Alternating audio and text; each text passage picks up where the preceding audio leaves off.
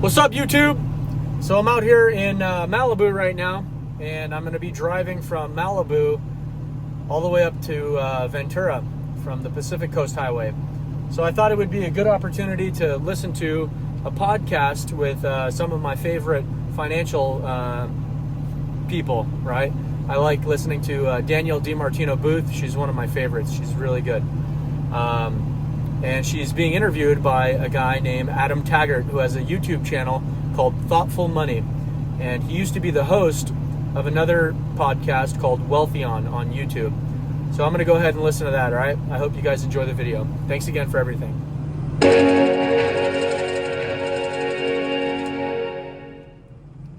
I am certainly not in fact, I'm probably not even the first person who's parsing these kind of arcane Bureau of Labor Statistics quarterly census of employment and wages and benchmarks and bed analyses and state level payrolls. That's the job primarily of Fed staffers, and I'm sure they've been crunching the numbers and doing all the research, and that their heads, may be more bruised than mine.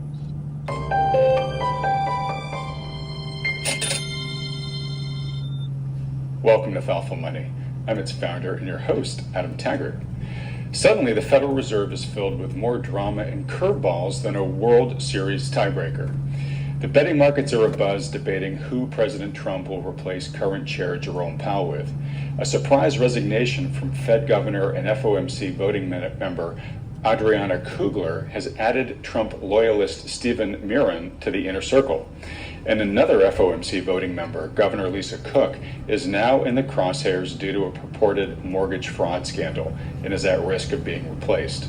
On top of all that, Jerome Powell gave a significant indication in his speech at Jackson Hole last week that rate cuts are indeed coming ahead, likely starting next month, due to rising concerns at the Fed that the economy, labor force, and housing market are weaker than it previously appreciated. To make sense of all this for us and the likely implications, we're fortunate to welcome back to the program Danielle DeMartino Booth, CEO and Chief Strategist for QI Research and author of the book Fed Up, an insider's take on why the Federal Reserve is bad for America. Danielle, thanks so much for joining us today. It's great to be here, Adam. I'm happy that some of the dust has settled on Jackson Hole, but from what I heard from participants, it was not all about light and airy and conviviality this year. It was a little more tense. Okay, well, why don't we start there with Jackson Hole? So Powell got up there, interestingly, kind of delivered exactly what the market had been hoping for, and really, honestly, I thought had been pricing in, but clearly not, because we had a bonkers day in the markets on Friday. Pretty much every asset class everywhere was up dramatically. Selling off a little bit here at the start of this new week, but he did mention in his remarks that the economy was weakening faster than the Fed thought it was earlier in the year, and more or less gave the impression that he's going to start cutting rates next month. So how material is it that he is acknowledging that the economy is now not as rosy as he's sort of been saying it is in all of his press conferences so far this year? I think it's. I don't think it's what you would consider to be kind of this 100% pivot. Mm-hmm. But at least it's an acknowledgement of the reality that so many others have been seeing, that it was almost a relief that he said anything at all. There was a lot of fear going in that he was just going to be just stand on his principles and insist that the labor market was solid and come what may. And it was just refreshing to see a tiny little hint of reality enter his narrative. For any number of reasons. I mean, Adam, I've been banging my head up against this wall for some time now. Well, I know you have, yeah. So it's got to feel good to you to see some validation there. Yeah, look, there are so many. I am certainly not in fact, I'm probably not even the first person who's parsing these kind of arcane Bureau of Labor Statistics quarterly census of employment and wages and benchmarks and bed analyses and state level payrolls. That's the job primarily of Fed staffers, and I'm sure they've been crunching the numbers and doing all the research, and that their heads, may be more bruised than mine.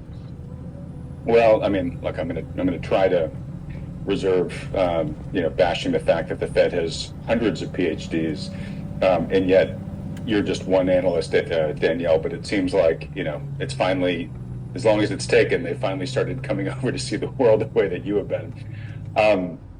And Powell, to your point, in his press conferences so far this year, has said, hey, yes, things are coming down. The labor market is cooling a little bit, but this is all normalizing. This is nothing that we see as worrisome. And I will say, as the year has gone on, the questions from the press corps have become more pointed than they've been really in recent years, of people just being worried about economic slowdown risk, what they're hearing anecdotally or seeing with their own eyes in the jobs market. And again, Powell seemed to just sort of shrug a lot of that off. Now, again, it's his job to project confidence. Mm-hmm. He doesn't want to freak people out, but still, I think it's got to be somewhat notable that he is finally saying, you guys actually might have something, you might be onto something there. But let me ask you this. So, Powell has long said in all of his conferences this year, his press conferences, hey, we've got a dual mandate. We've been really focused on inflation because that's been the big problem. Job market still seems, okay to us. And we don't want to make the mistake of cutting too soon, especially when we don't know what the impact of these tariffs are going to be. And we think that they could be driving prices up. So we really want to be sure about that before we start cutting. Is this beginning to end the debate on how inflationary tariffs are going to be if indeed the Fed starts cutting now? I don't. It certainly doesn't sound like it's ending the debate for the individuals who are insistent that tariffs are going to see pass through. I think it does end the debate for those of us who can see the weightings in the CPI, understand what's happening in shelter is not happening in isolation, and can also, it is very visible to the naked eye how very much pressured spending is on anything discretionary, whether you're talking about goods or services. We ran services inflation on a year-over-year basis, and we netted out healthcare, utilities, and shelter from that. We netted out the three things you have to pay for, right? Right. Presumably you have to cool the house when it's 105 degrees in Phoenix. You have to put a roof over your head, and you absolutely must have to tend to healthcare. These are the three things that are in that big services bucket. When we took those out, year over year, services ex essentials is at negative 0.19% year over year. This is the lowest level. Forget COVID. This is the lowest level since the Great Recession. Wow. And it goes to show you how little money people have after they spend on food and energy and on what they have to spend on. And that's exactly what I think in many ways was ignored, that Target said last week. Everybody's like, oh, that's Target. Target's losing the game because all they sell is stuff.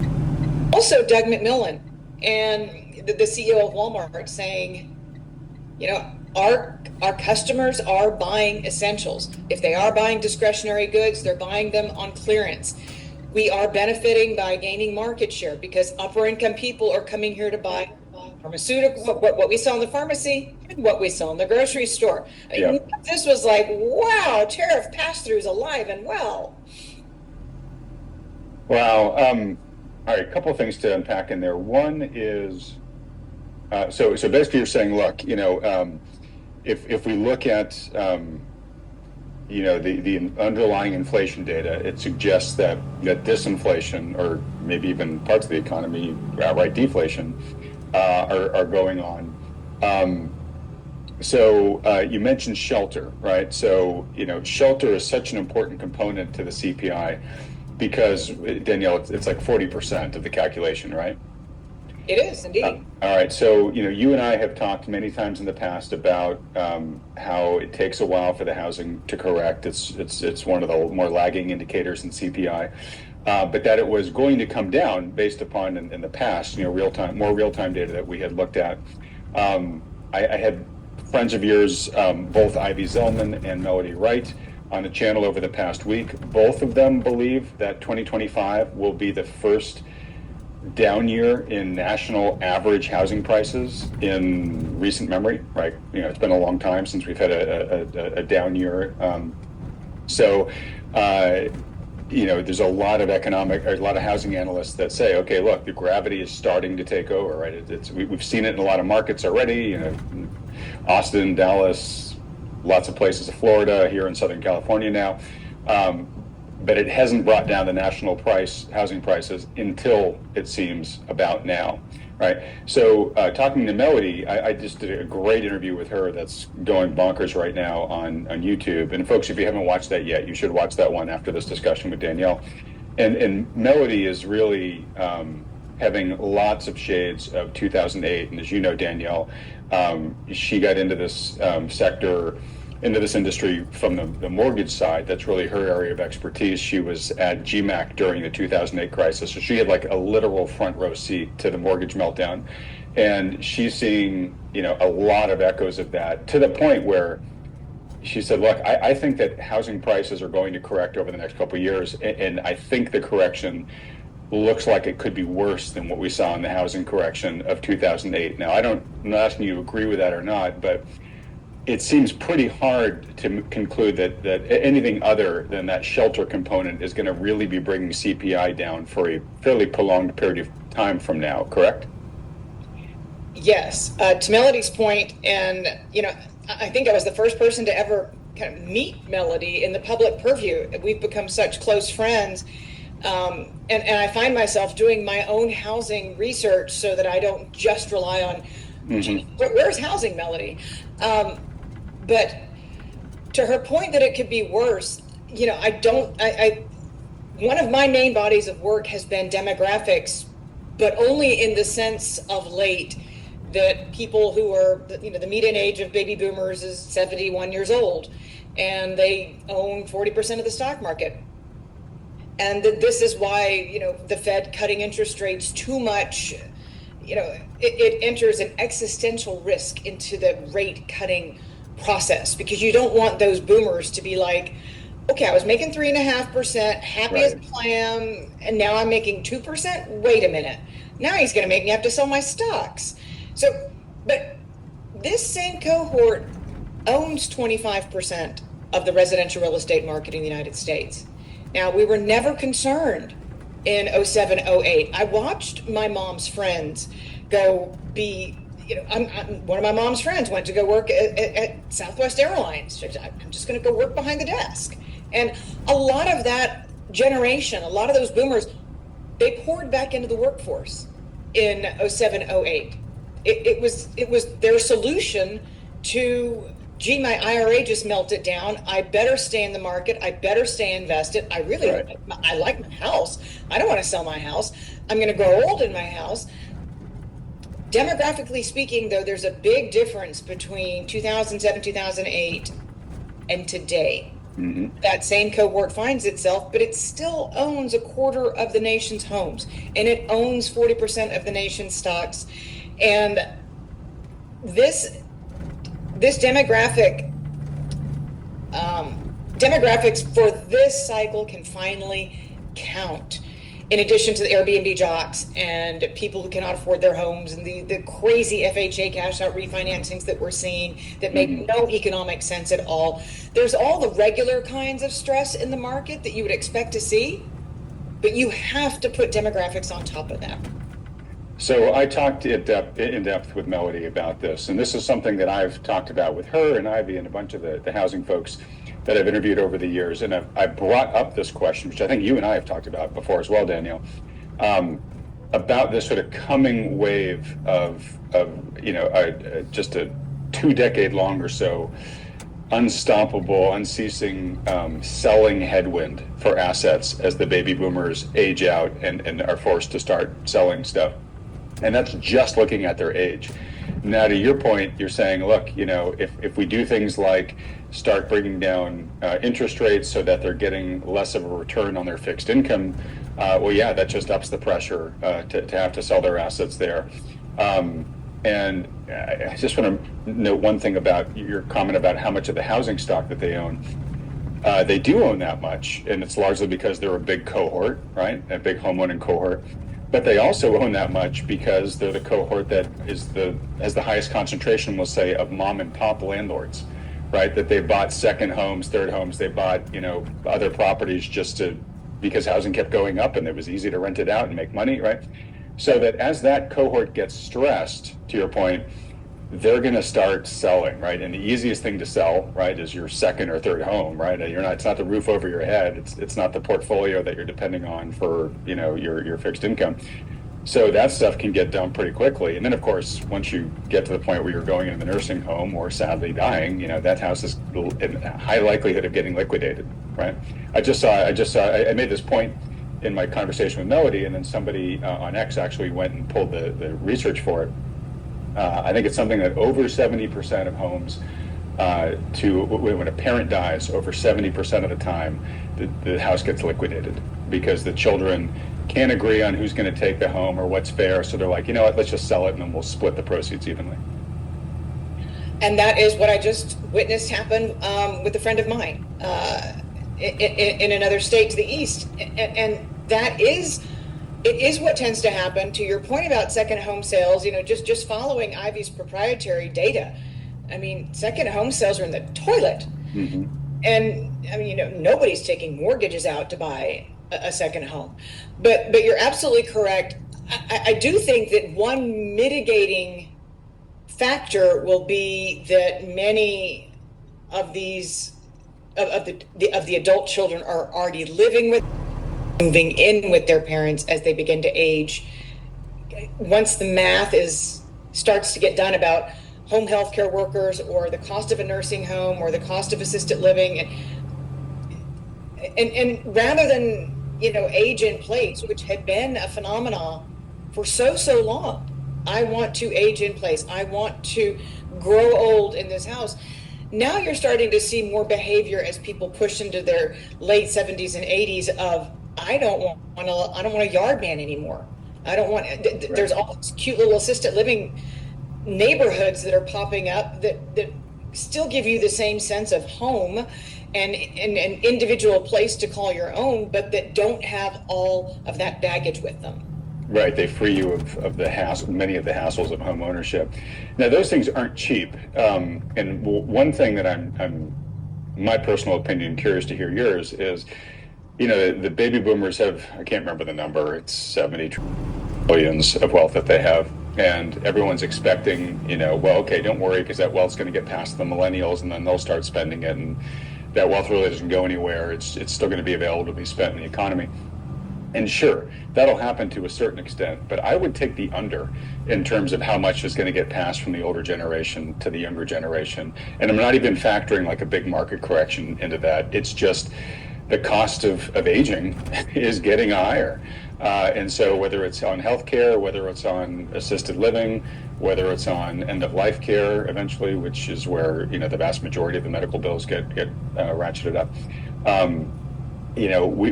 we may not see nearly as much wealth get passed along from the boomers to the millennials as most people think.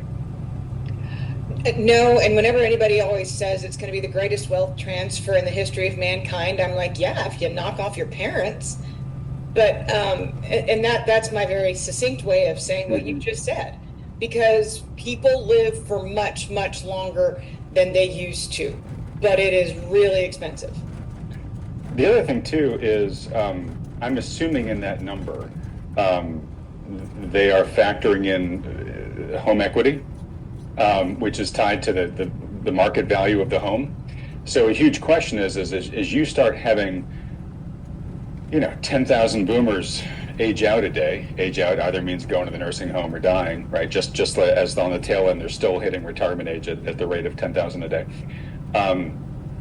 That's just going to keep putting more and more and more inventory onto the market. And as you and I have talked about in interviews past, Danielle, it is a right now record unaffordability market. millennials and Gen Z, they have a harder time affording a home today than ever. So as more and more inventory comes on, and again, I'm not even thinking about an economic slowdown or all the other things that could happen. It begs the question, so who is going to buy these homes from the boomers aging out at the prices that the boomers want for them, right? And these are, this is what we described as the McMansion. When they were being built or when they were having massive additions, built onto them, these are the McMansions. And it's a fact of life that the millennials have not replenished to any extent, that the birth rate among the millennials has not been anything like what it's been. And that gets you to thinking about, this cottage industry of let's take a 2,500 square foot house and put lipstick on it and flip it. What happens when the price per square foot starts to really come down? What are those ripple effects going to look like? Because the baby boomers aren't going to have a big enough audience to purchase these McMansions. They're not going to need all those bedrooms. They're not going to need all those bathrooms because they didn't have that many kids. Right. So, that disconnect, not only what will that disconnect cause in terms of home prices for the larger homes that are not necessarily desirable because they're really expensive to carry, but what will the ripple effects be once that price per square foot starts to come down? So it's interesting because I can hear two different voices going on from the folks watching this interview, and it all depends on, I think, where you are generationally. The older boomers are probably saying, "Yeah, that's a really big problem," and the younger generation is probably saying, "I cannot wait for that day to get here." Look, and that's I'm going to digress for 2 seconds.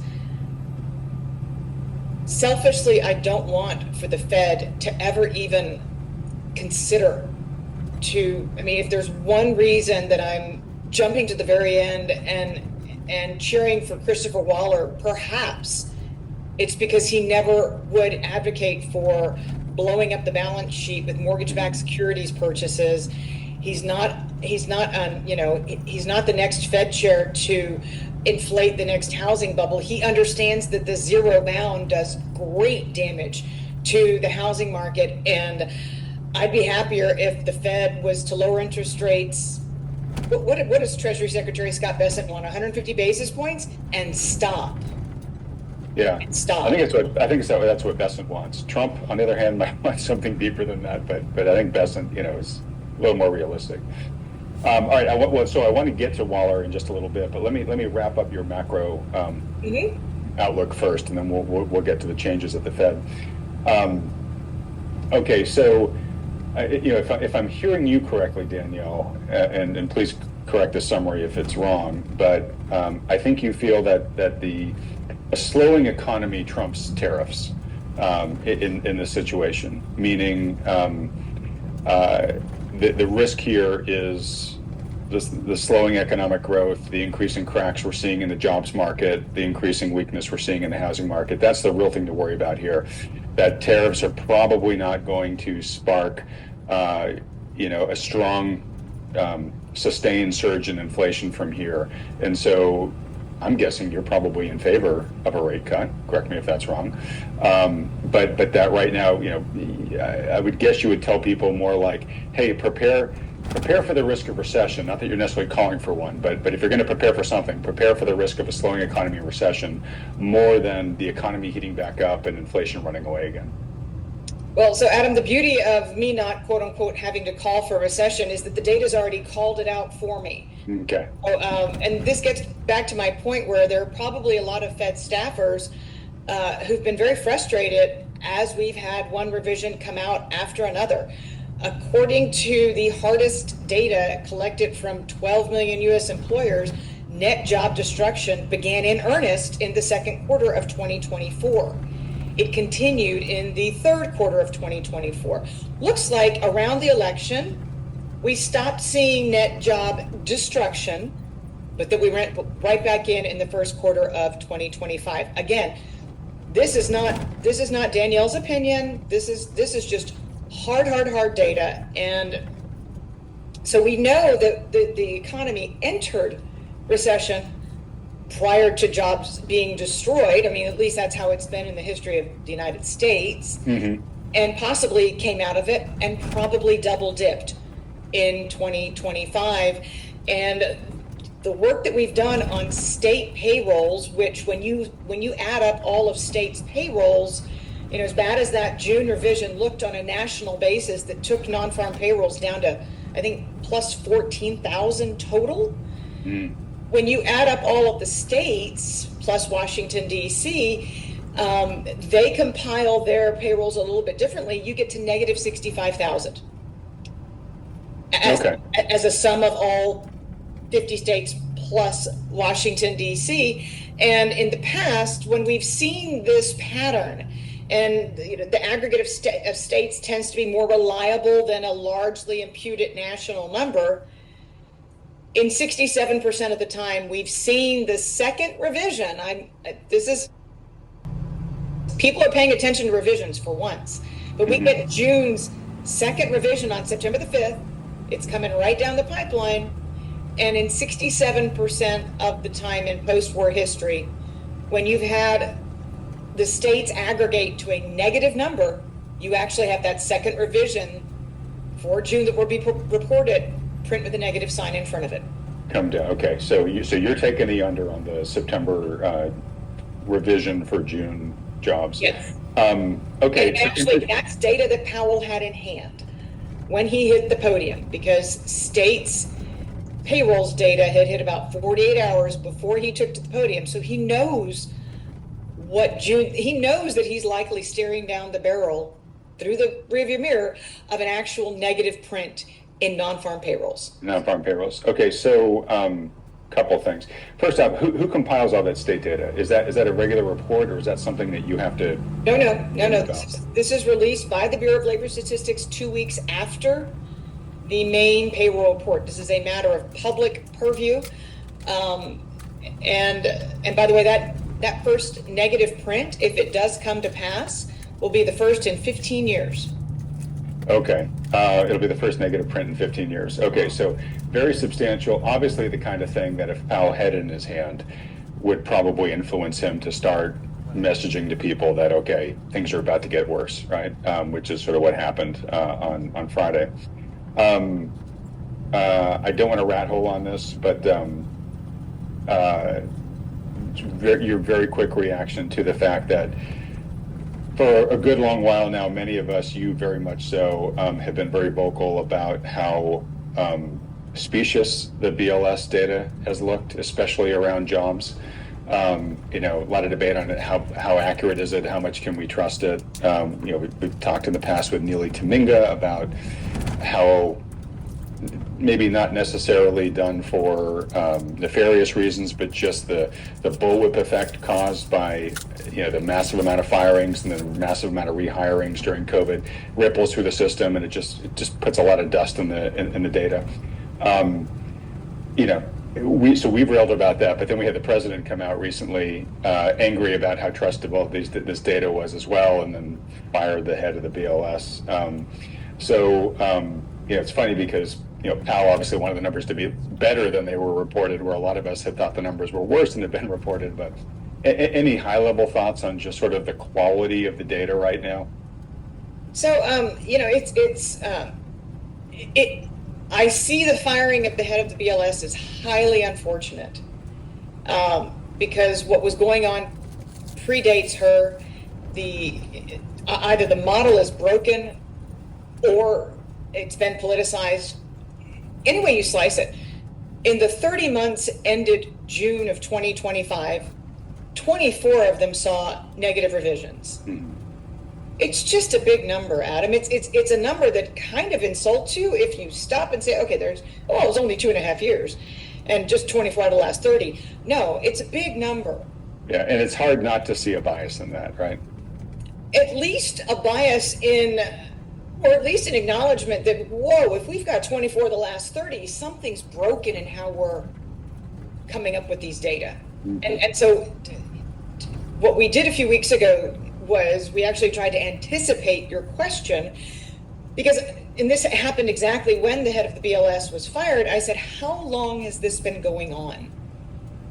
And the answer was the last 24 months. And it just seemed, they don't make a distribution, they don't make a bell curve with that long of a tail for it to be statistically possible. Well, then I'm curious, and again, I don't want to rattle on this, but do you think there's intention behind it, or do you think it's just a tough environment to make accurate, estimates from? So I will make this as brief as possible. My head was spinning when July of 2023 was revised upwards, only because it broke a long streak at a time when I didn't feel like the labor market was getting any better. And digging into those weeds, lo and behold, I find out that upward revision was all government jobs and then some. And that in fact, that month had been revised to the negative in the private sector. So that kind of stuck in my craw, and I said, well, God, that doesn't sit right. But again, it was just something you note. I mean, everybody knows 1 month does not make a trend. On the other hand, I was like, sure is convenient to have those government jobs there to break that streak of negative revisions. So in walks August 1st, and Anna Wong saying, well, it sure does seem funny that more than half of those negative revisions came out of the government sector, not a surveyed area. They just pull those numbers directly from government agencies, not a matter of public knowledge. You don't actually get to see the numbers, but it sure does seem suspicious that more than half of the downward revision in this instance came from the government sector. And remember, severance doesn't end until September for this huge wave of employees that accepted the buyout offers, et cetera. It wasn't that. And so Ann and I have been talking quite a bit about this, and it just, using the government sector, really, it's very bad optics. That's the kindest I can put it. All right, and just to be clear, when you say using the government sector, do you mean the BOS was padding the government jobs numbers to make things look better than they were, or that the government was actually ramping up hiring to try to counterbalance what they maybe feared was a slowing private sector? In July of 2023. Well, I don't know that I'll ever know. I don't know that anybody at the BLS is going to call me up and say, hey, I'm having this holiday gathering. I really want to tell you what happened back in July of 2023. Or, hey, I really want to tell you what happened in May and June of 2025 and why all those jobs disappeared from the government sector. I don't think anybody's going to be whispering in my ear on that one, Adam.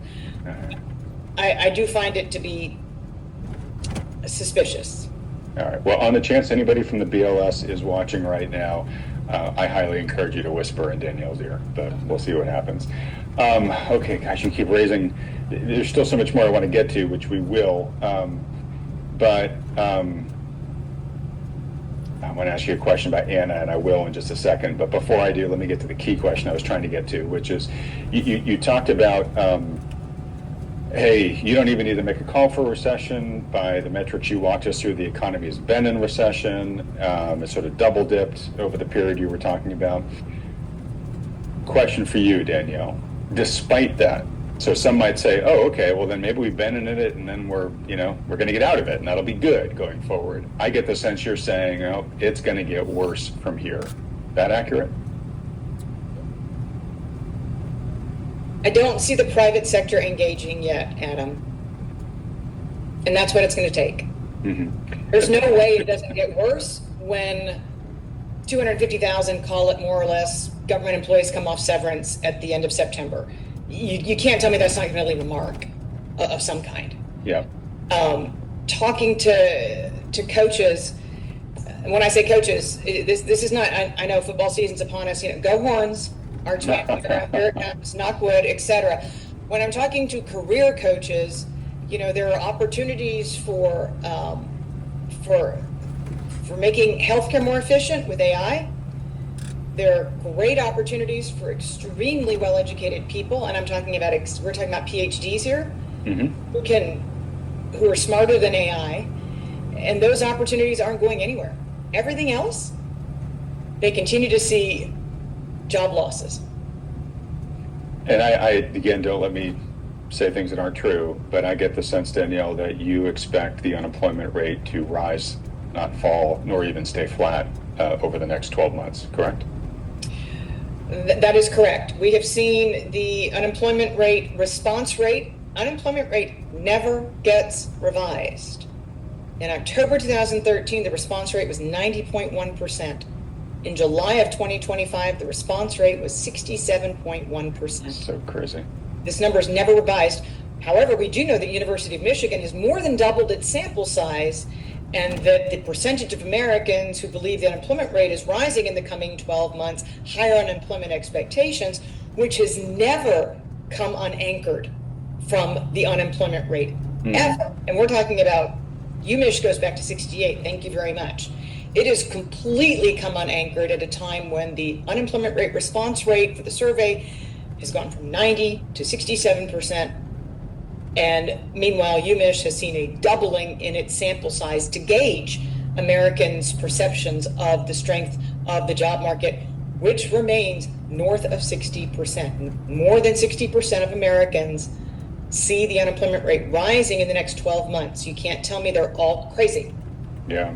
All right. So I've had some conversations recently where, I try to call balls and strikes as I see them, the good data, the bad data. And I've had people at times say, Adam, you just don't get it. I mean, jobs market is just terrible, right? And I don't disagree that it is hard for a growing number of people. I'm just not willing to say it's terrible yet, because I think we are on our way to terrible, and I want to choose my words accurately. And look, I shouldn't say terrible, but I think we're on our way to worse, and it could get to terrible. But I think if you don't like where the jobs market is right now, I don't think you're going to love by any stretch where it's going to be 12 months from now. Yeah, I mean, we haven't had that break point, and I mean, even though we're at 1.97 million continuing jobless claimants, states are being very stingy with who they allow to get through the initial claims process. Mm-hmm. They're rejecting quite a few of these people. And we have this massive gig economy that's acted as a huge shock absorber. Right. Which means, and companies have not let go of their best employees. In fact, they're right. We haven't had job shedding yet. No. Yeah. We've had, well, Adam, yes, we have. Reducing headcount. Right. I'm sorry. Let me just to clarify what I mean by job setting, so you can clarify in your answer. We have had job hoarding over much of the past 5 years, where companies have been hiring people that they don't even know how they're going to use. They just don't want them to go to their competitors, right? Yep.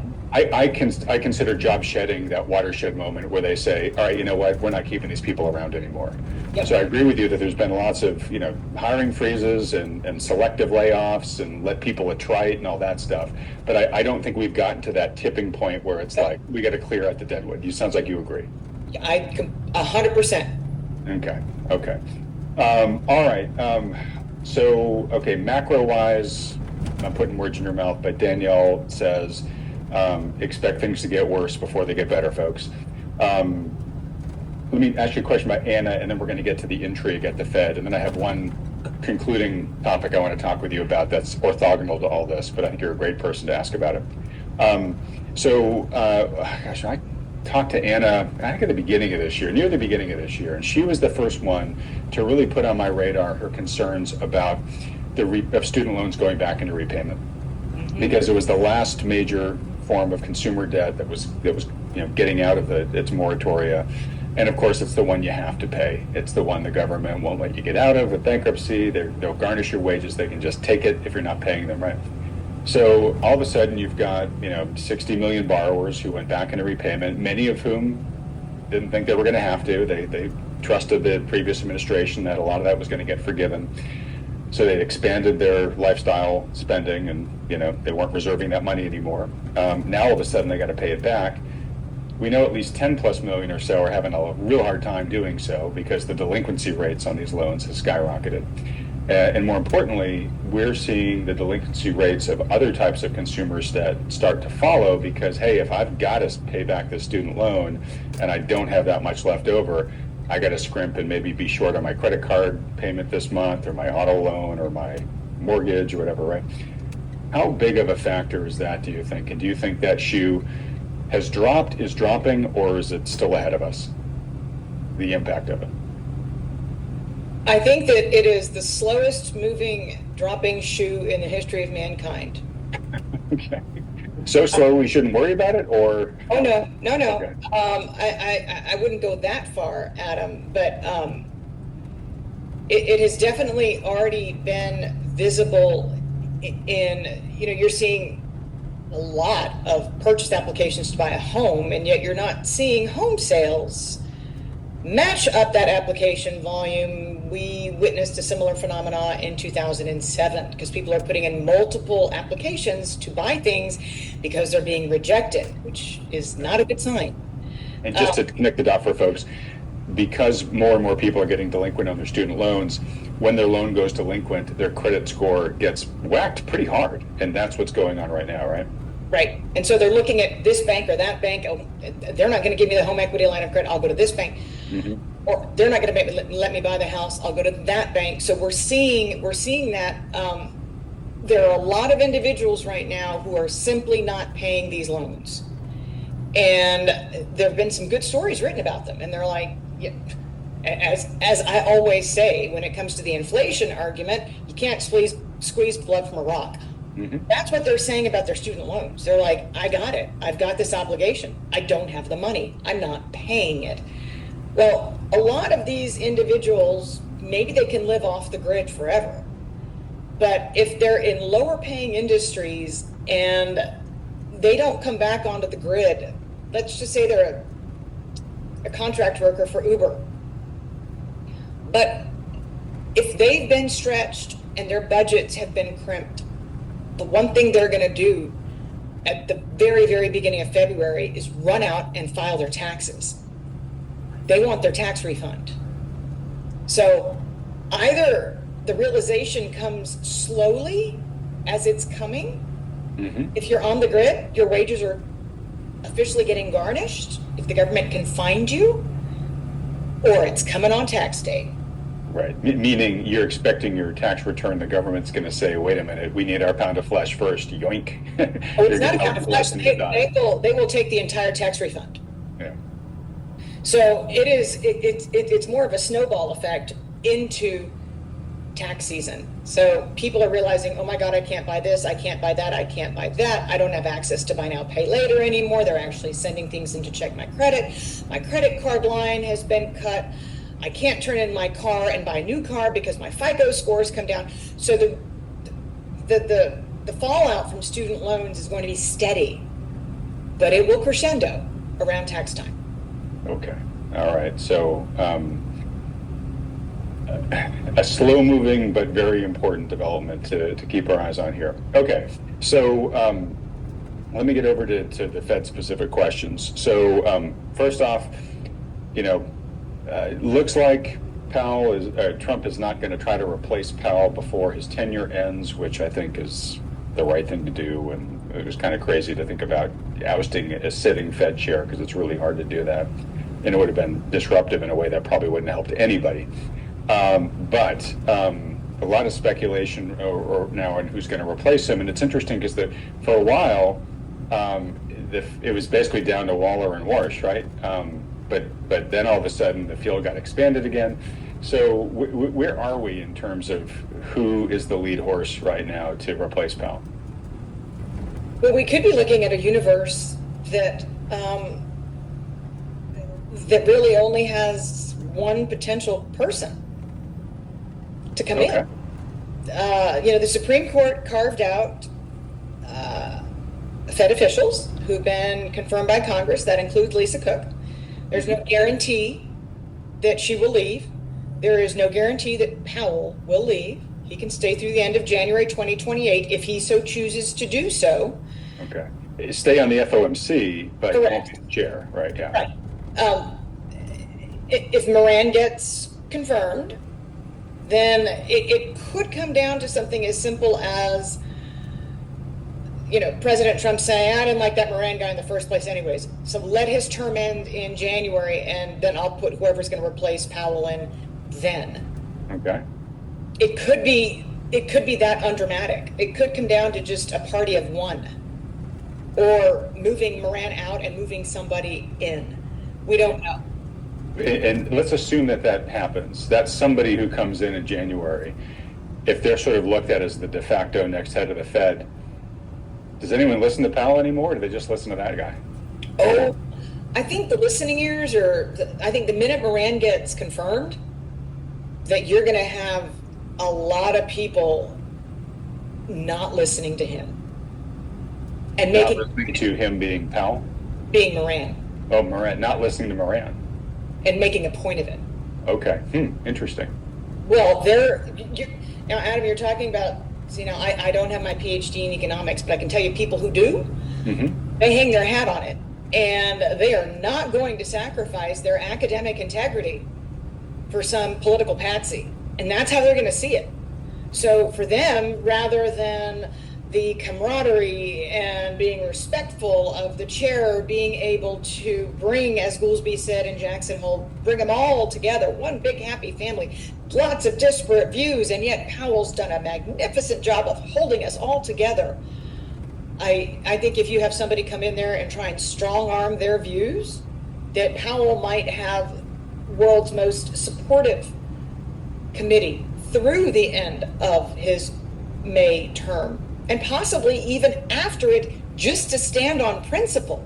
Just to make the point. And that, Adam, actually is why Treasury Secretary Bessent has had to widen the net of potential Fed replacements for Powell. Because a lot of economists right now are saying, I don't want to be appointed as Arthur Burns Jr. I don't know that I want to put that on my resume. Okay, and so the FOMC historically has really tried to have unanimity in its votes, right? Dissents are, until recently, rare, and usually it's like one member, right? So I guess what they're afraid of is you could kind of have an FOMC table that boycotts the new Fed chair, right? And says, hey, look, I don't care what you want to do. We want to go against you because we don't want to look like we're political patsies like we think you are. Yeah. I'm just curious. It would be more respectful than that, mind you. But again, it's the staff that runs that show, not people who go through some 14-year revolving door. The staff have probably been there since, Lincoln was in office. Okay. But how does the FOMC vote go, though? In other words, is it just whatever the majority decides, carries the day in terms of the decision making, or does the Fed chair have, sort of super voting rights, or how does it all work? So the Fed chair has traditionally been able to sway the voting. Famously, Fed Up opens, and Bernanke has somehow talked Richard Fisher into switching his vote at a critical time when the zero bound was about to be set for the very first time in U.S. history. The chair always has sway and is expected to hold the same sway that any leader would hold. But in this type of an environment, dissent itself might be what the 12 voting members of the 17-person committee, those 12 voting members might see their votes as being critical to safeguarding Federal Reserve independence. Mm-hmm. And if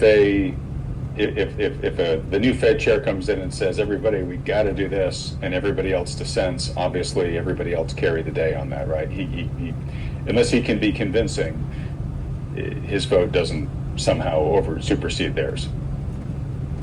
I would add to that ceteris paribus, because if the economy is weakening appreciably, if, as Powell said, the unemployment rate can go up really fast once it starts to rise, which he said at the podium. Which it always does, by the way, and we've talked about that a lot, but yeah. And if that happens, you will have most of the 12 voting members advocating for rate cuts, but you won't have anything radical. going on. I think that most current members of the committee don't think that the zero bound was efficacious. They feel like they sort of learned their lesson on that. And I've heard that over the years since, that returning to ZIRP, not very politically palatable. Maybe even returning to QE would be something they would do much more reluctantly than they have in the past, because it's much more widely accepted now that just really stoked, wealth inequality. I still believe that the Fed would go back to those things if it felt it had to, but maybe a little more reluctantly than in the past. All right, let me try to chop some more of this wood. So assume for a moment that rate cuts do come. We get a rate cut in September, followed by, let's say rate cuts for the next, 5-6 Fed meetings, right? What will that do to bond yields? Will bond yields come down the way that everybody, is hoping and thinking they will if the Fed starts cutting, or may investors be surprised? You mean, will investors be surprised again? Yes, because we had this happen when the Fed cut by 50 points back in September. Everybody cheered that, and then what happened? The 10-year went up. Yeah. So I really do think that that it will depend on the data, but I think that within a heartbeat of the September the 17th meeting, again, you're going to have a wave of federal employees coming off severance. Things are going to be getting worse in housing. Things are going to be getting worse in the student loan arena. It's all going to be incremental. By the way, the lag effect of the Fed being high for longer, it has yet to sing its last song. Bless you for saying that. it continues to blaze a nasty trail through the bankruptcy courts. And so all of these things will be incremental to keeping the easing going, such that we're going to have a much more plain vanilla type of easing cycle. One that is accompanied by a steepening yield curve, but nonetheless falling bond yields. Okay, so that's where we're going. So you think bond yields will come down, and I guess just to re-ask the question a different way, sounds like you think that the current bond market's concerns about tariff-driven inflation will give way to its concerns about the slowing economy, and we'll see more of a safety trade going in with treasuries. Yes, that is what everything in the macroeconomy right now is telling you. It's going to go down kicking and screaming, however, because we've never had 50-some-odd% of the bond market volume be dictated by a handful of really large hedge funds that happen to be short the 10-year, or short the belly. So there's been a huge technical aspect to the last year of bond trading that is more reflective of, damn it, this is what my position is, so this is where bond yields are going, and if I have to tap somebody to sing my narrative about tariff inflation, I'll do so, at least until I make my next trillion, and then I'll move on. Interesting. I wish we had more time to explore that in real depth right now, but at a cursory level, do you think there's potential then for those guys to get squeezed at some point as yields start to come down, where at some point there might be a real pop in bond prices as those guys perhaps maybe get forced to exit that trade? Adam, I think that might be a story that's floated out there, but something tells me they'll be in front of the next. Okay. Yeah. Well. No, investors tend to be cynical. Okay. Yep. Okay. All right. I look back to a firm that was buying and selling something called subprime at the same time. I can't remember what the name of that firm was. Anyways, stranger things have been known to happen on the old street. Okay. All right. Well taken. Real quick, just back to the Fed for a second, because I realized I forgot to ask it. Is there any reason to watch closely what happens with Lisa Cook on the FOMC, or do you feel like whatever happens there, it's not going to matter all that much? I think the Cook matter is more one of simple mathematics.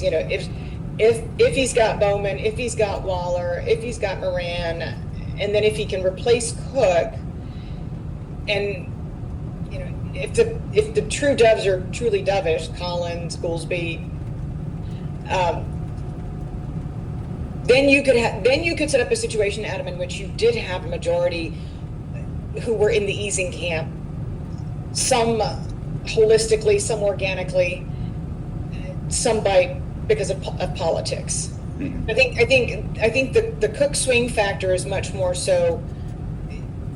Is Trump going to have two individuals, and then possibly three if Powell does leave, and then the math starts to. Then you do start to worry about the Fed being a malleable entity. Mm-hmm. Now I'm hoping that a bunch of bureaucrats decide to stand on principle. Okay. And that's sort of where I was going with this, is if the math went that way, everybody, a lot of people criticize the Fed for already being politicized, but I think we would have a much more politicized Fed if the math actually went that way. So you're kind of hoping for whatever it takes to not let the Fed get even more politicized. Potentially, yes. And bear in mind, we've been going down this path for a long, long time. It took then Vice President Kamala Harris to cast the swing vote in the Senate to get Lisa Cook confirmed in the first place, because she was a political appointee. So let's not throw stones in glass houses here, please. Okay, good reminder. Okay, before I get to our big last question, let's just trundle through your market outlook for a moment. I got to imagine, looking at it the next year, you're probably not that sanguine about asset prices, both given the economic slowdown forecast that you have. Plus, I'm speaking for you here, but I'm sure you're concerned just about today's high levels of valuation. We're back to kind of crazy animal spirits, in some metrics, record levels of valuation. So dangerous cocktail when you have that much speculation in a market that looks like it's going to be slowing for the next year. So if I summarize your outlook correctly there, anything specific you want to share about how you're looking at the markets in the near term, and are there any strategies or assets in particular that you think are wise to consider given where we are right now? So, Adam, until momentum breaks, it ain't breaking. And so I can tell you that looking back over the last year, because valuations have been kind of haywire for a very long time, they are not timing mechanisms. What I've really enjoyed owning are my high-paying staple stocks, high-paying dividend staple stocks. I mean, I sound like a grandmother, but I don't mind the income stream that comes in with them at all. No. I haven't minded the 3.5% on a high cash holding. I haven't minded a lot of my municipal bonds that are throwing off cash. Do I keep saying cash? Yeah, I'm repeating myself. But well, income is what I hear you saying, cash and income. But yes. So I haven't minded that. And I won't going forward, because I like the idea of companies that have sufficient cash flow to not cut their dividends and or service their debt. Mm-hmm. Okay, so basically, play it safe, not get totally out of the water, but look for safer players that have the stability you're talking about that give you dependable income. And if you want to aim for the fences, then look and see what collapsed in April. If you want to play on the other side of the market and buy some puts, go look at the sectors that underperformed to the greatest extent in April. That'd be what, like the Cathie Wood type stocks? Sure, and some of the other stocks and other sectors that tend to be less liquid when liquidity dries up. Okay. One thing I'll say about puts, which is, look, it's always a good idea not just to have diversification in your portfolio, but to have some downside insurance. Danielle, I think recently the put to call ratio has been, near all-time lows, or at least, very depressed, meaning essentially that downside insurance is pretty cheap right now. Pretty cheap. Yeah. Pretty cheap. So, it's always good to have insurance, and it's even better to have it when it's cheap, and it's good to have it in place when you're at an extreme, kind of like we are from a valuation speculation standpoint. So I would imagine you would say if you don't have, downside hedges in your portfolio right now, it'd be wise to consider getting some. I mean, at least we've covered the buy low portion of the equation, right? Yep. Okay. All right. Well, thank you. Okay. So in wrapping up here, is there anything else that is burning really brightly on your radar that I haven't thought to ask you about yet? The only thing I would say, and because there's been a very tragic tragedy in my life, a friend of mine very recently is, you cannot take being a friend or being charitable at economic times like these lightly. Check on your neighbors, check on your friends. You don't know how this economy, I can talk about underemployment all day long, because underemployment's a real thing. But you never know how much somebody who might even be close to you is really struggling. Check on your neighbors, check on your friends.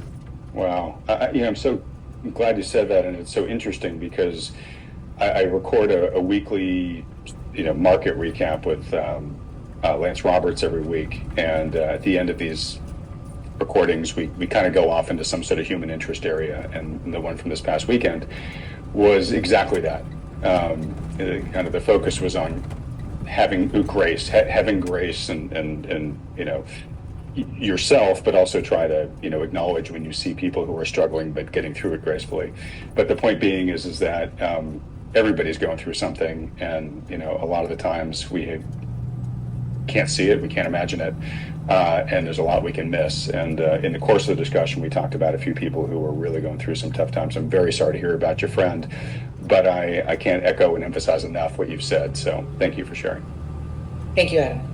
All right. Well, look, Danielle. All right, guys. So that's going to wrap it up for today. That's basically an hour-long video. So thank you for checking out the video, and I hope you enjoyed it.